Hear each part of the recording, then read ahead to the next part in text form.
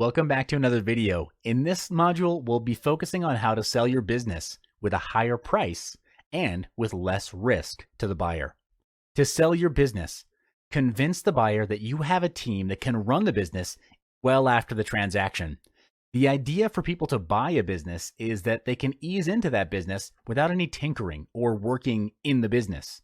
You'll also need to prove that your management team is locked into staying with your company after the acquisition. Next, you need to calculate your company valuation. There are several ways to do that, and in this video, we'll really only cover two. The first is enterprise value, or EV, over earnings before interest, taxes, depreciation, and amortization, or EBITDA. The second way is P over E, or price to earnings ratio. Both of these formulas are under business valuation multiplier. The EV over EBITDA formula is broken down to, again, enterprise value over its earnings before interest, taxes, depreciation, and amortization, while P&E, or P over E, stands for price to earnings ratio. We'll talk more about it in the next module. I'll see you there. So how do you sell your business for a 4x to 12x multiplier? And what's a multiple anyway? A multiple measures some aspects of a company's financial well-being, determined by dividing one metric by another metric. The metric in the numerator is typically larger than the one in the denominator. A multiple works in a way that it is a measurement of risk.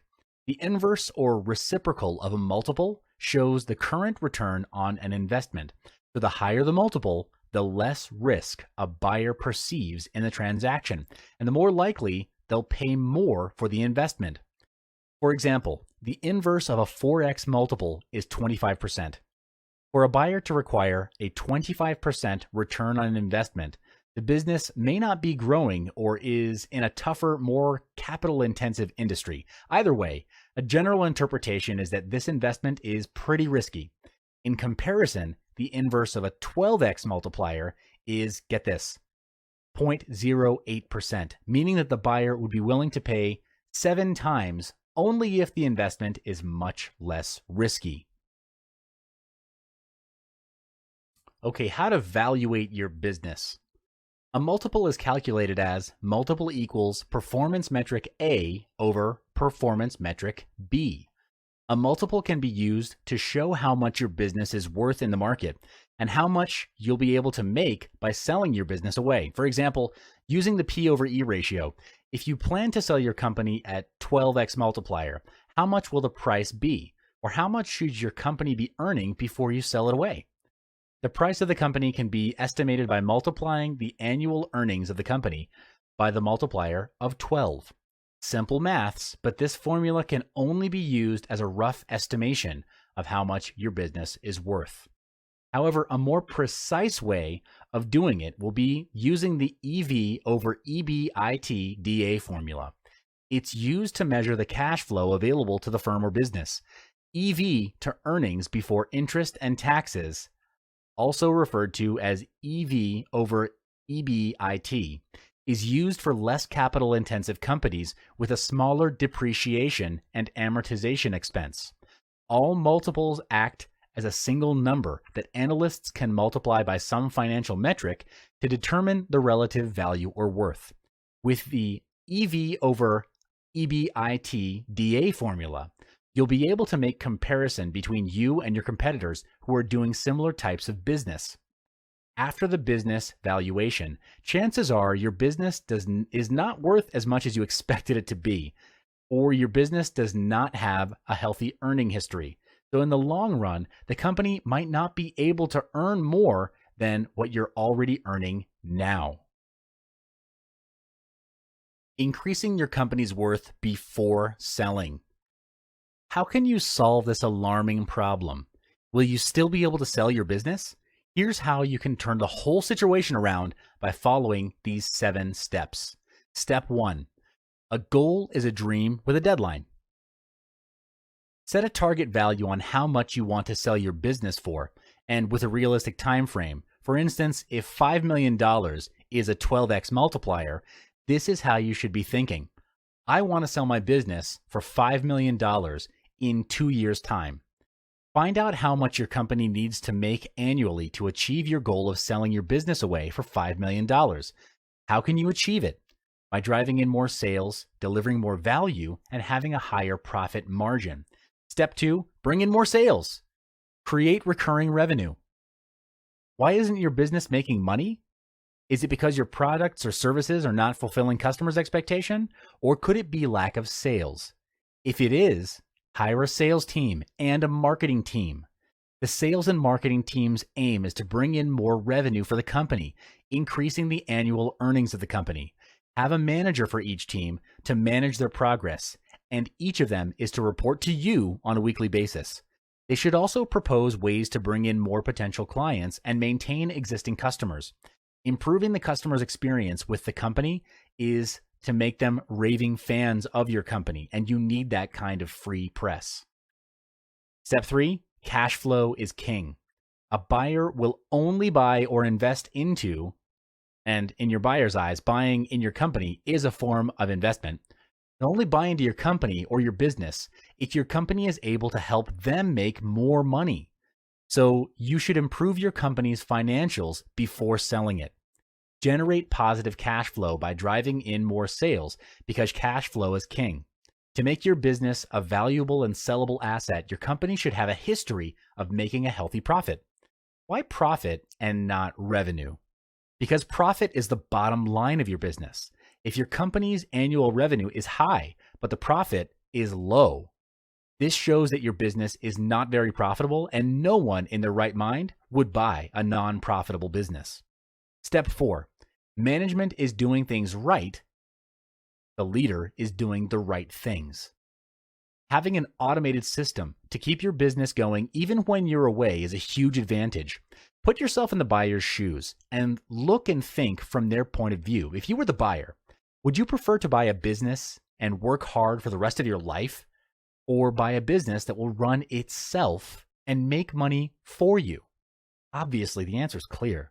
So you need to form a management team to manage and lead your employees instead of you managing them. Step 5, make them stay. Once you've found the suitable manager or leader, tell them your plan of selling the business.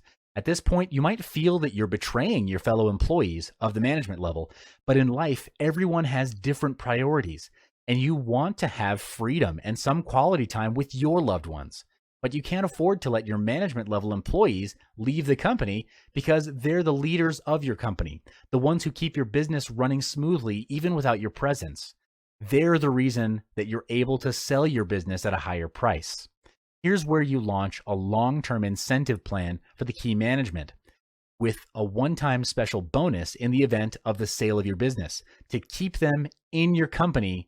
And more importantly, to prove that the management team is locked into staying with the company after the acquisition. Step 6 is finding a broker. Now's the time to find a representative to help you sell your business. It's better for you to look for a business broker than any other broker. Your broker should appreciate what you've done to transform your business and recognize that you've done something special, that you deserve to be compensated at a higher rate, or in other words, to sell your business for more than $5 million. Contacting a broker is a wise choice, but what you also need to realize is that brokers typically charge a percentage of the proceeds of the deal in the form of success fee or commission. Step 7, after the acquisition.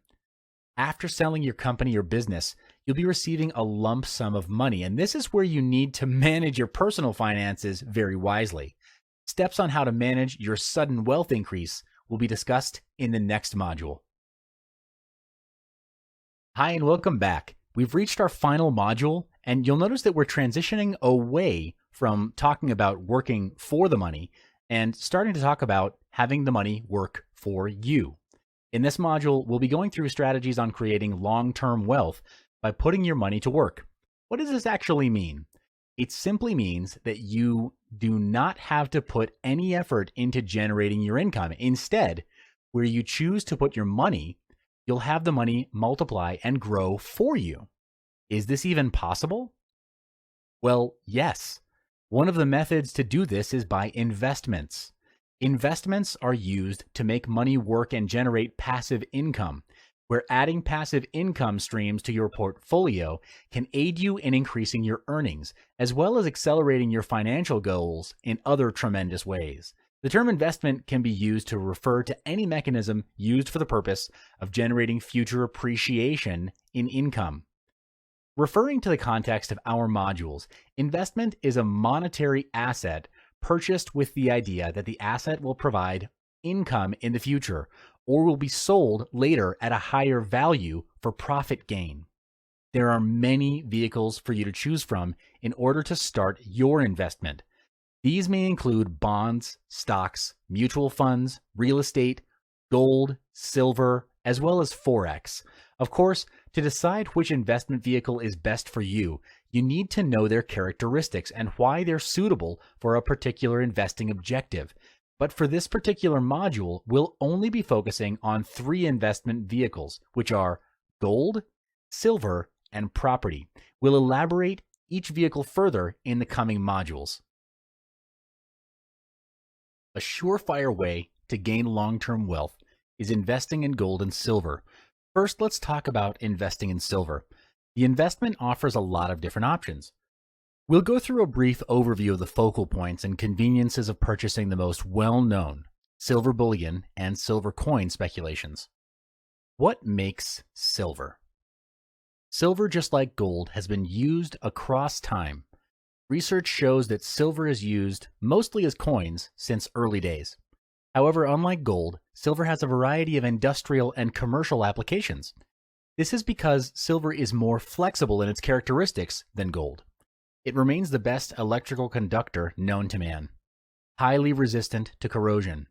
It's among the most malleable and ductile metals, and it's a splendid thermal conductor.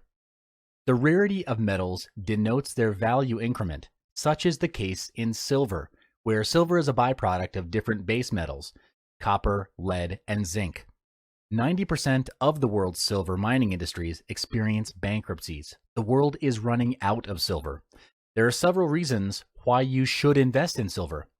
The value will always appreciate in the long run, where the value of silver is stable regardless of the currency that you're purchasing it with. The increment of its value, due to its demand in various fields or industries, will always be great. The space between supply and demand is getting wider, leaving little amount of silver left to sell, so there's scarcity. Consequently, as we can see, the global demand of silver is growing. For example, all of the following uses of silver are growing: medical, electronics, food processing, water treatment, building materials, and consumer products. The focus here is that all of these items are on demand. So even during an economic downturn, there will be a high level of base demand. In terms of investment, the investment demand is soaring, especially in the USA. The US Mint sold more 1-ounce silver eagles in January 2013 than in any other month since they began creating silver in 1986. Other than that, total global demand of silver in the recent years is about 880 million a year, where the worldwide mine production is only about 760 million ounces per year. This example clearly demonstrates how silver is still relevant, where the demand exceeds the supply due to its practicality. Generally, you can invest your resources into silver in 3 ways: silver bullion and coins, silver bars, and exchange trade funds, or ETFs. The easiest is to purchase silver bullion specifically. Coin and valuable metal merchants offer silver bullion both face-to-face and in digital transactions over the web. You can go to any place from 1 ounce to a 1,000-ounce bar, decently and promptly in the silver market. The benefit of bullion is that once you have it, its value is entrenched and matches the silver marketplace. Silver price is historically more volatile than the price of gold, in that the value can change rapidly. In other words, the price of gold will rise, where based on historical volatility, the silver price would be expected to rise by a higher percentage than the gold price. The drawback is that merchants charge markups to offer you silver, and on the off chance that you need to trade out your bullion later, The merchant potentially would give you a price that does not match the overarching price of the market. Meanwhile, buying silver bars has also been proven to be an excellent tactic in preserving long-term wealth. As an investor, you should firstly be sure to determine the right size and type of silver bars used as a primary investment tool. Silver bars come in various sizes and weights, while most bars sell in troy ounces in increments of 1 ounce, 5 ounce, 10 ounce, 1 kilogram, 100 ounce, and 1,000 ounce bars. Some mints sell them in fractional or gram sizes. There's no right or wrong weight in purchasing silver bars, as this is a personal choice. Generally speaking, investors who choose to purchase a large bar find that it gets them the most bang for their buck. For the purchase of smaller sized silver bars, it's easier to liquidate. Now, let's look at how silver ETFs work. When you buy gold and silver physically backed by ETFs, you do not possess the physical metal, but you own a paper representation. With respect to the ETFs, for every share you buy, you own an ounce of silver. A custodian, usually by large banks, stores the actual metal. The share-to-metal correlation erodes the longer you hold the shares. The fund must sell silver, for example, periodically to pay for expenses, which decrease the amount of silver allocated to each share. Silver exchange rate is at 1% to 2% the cost of gold.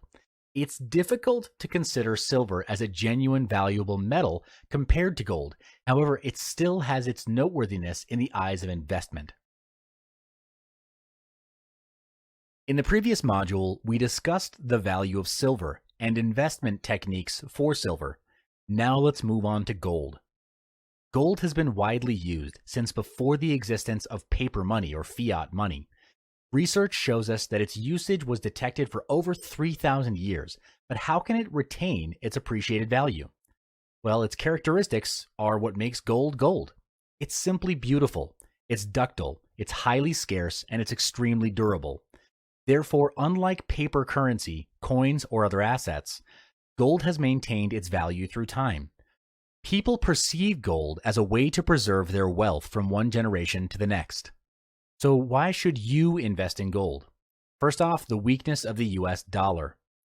Although the US dollar is one of the world's most reserved world currencies, when the currency's value dropped against other currencies, both in 98 and in 2008, this resulted in more investments in gold, which raised the price. The price of gold nearly tripled during the years of currency downturn, reaching around $1,000 per ounce. Meanwhile, from 2008 to 2012, the price of gold escalated to almost $1,800 or $1,900 per ounce. So there's an increase in demand as well. In previous years, increased wealth of emerging markets boosted the demand of gold. In some countries, gold plays a significant part in culture. For example, in India, where the wedding season in October is traditionally the time of year where there will be the highest demand for gold. Meanwhile, in China, gold bars are a traditional form of saving, where the demand of gold has been steadfast. Investment-wise, many individuals are beginning to see gold as a commodity, as an investment class into which funds should be allocated. Gold should be an important part of a diversified investment portfolio, as its price generally increases in response to events that cause the value of paper investments, such as stocks and bonds, to decline. Although the price of gold can be volatile in the short term, it has consistently maintained its value over the long term. Throughout the years, it has served fairly as a means to hedge inflation, as well as the erosion of major currencies, making it an investment worth considering. Now let's move on to gold investment techniques. There are several ways to invest in gold. Gold coins, which are convenient and portable. Gold bars, which are cheaper in bulk, even cheaper than the same weight of gold coin. And then exchange-traded funds, or ETFs. When you purchase gold coins or bullion, maintain a strategic stance from huge premiums. Coins regularly originate from the national mint, where they're made and sold at a 4% increase. The retailer's edge is 1 to 3%. To figure the premium of a gold item, subtract the spot cost from the value you're being cited. Separate that number by the spot cost and increase by 100. On the other hand, purchase physical gold at different costs: coins, bars, and adornments. The most common gold coins are American Buffalo, American Eagle, and St. Gaudens. To prevent from getting ripped off, build up your reason why you need to purchase gold bullions. If you're planning to invest in gold as a long-term venture, then purchase gold as close to market value as you can. These tips will help guarantee that you get great value from your investment. Your savings will also depend on the quality of the gold you choose to invest in. For gold bars, you have to be aware that it comes in many different shapes and sizes, where buying in bulk will save you a lot of money. There are more than 30 types of gold bars in the world's regional market today. At the most expensive end of the gold bar spectrum is the 1-gram novelty gold bar that's minted for the gift market. Often coated in plastic, these may cost at least twice the cost of their gold bullion content. Cheapest of all is the 400-ounce or 12.4 kilo good delivery gold bars held by central banks. Buying gold bars is almost always cheaper than buying the same weight in gold coins, and the bigger each bar, the lowest cost by weight. Depending on your local tax regime, you can reduce or completely avoid paying sales tax or VAT by buying gold bars instead of coins. Moving on to gold ETFs.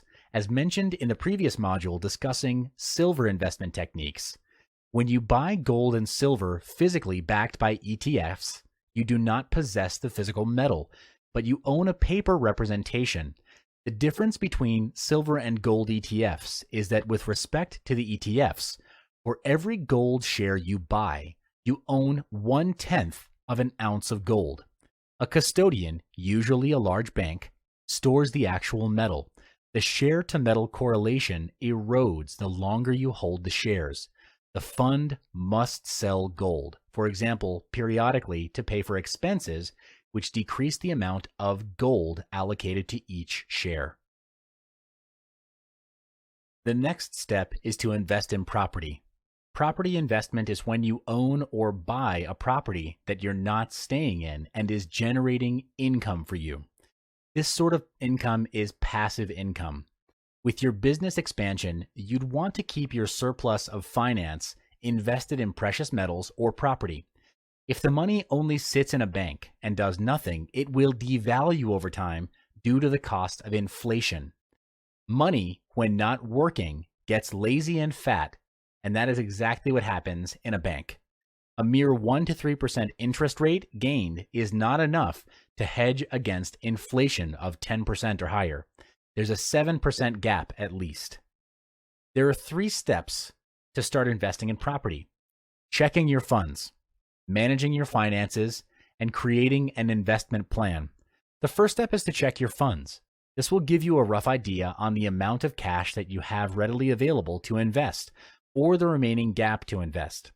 In this step, you would also need to understand all the costs involved in acquiring and maintaining a property, especially if it's your first time investing in one.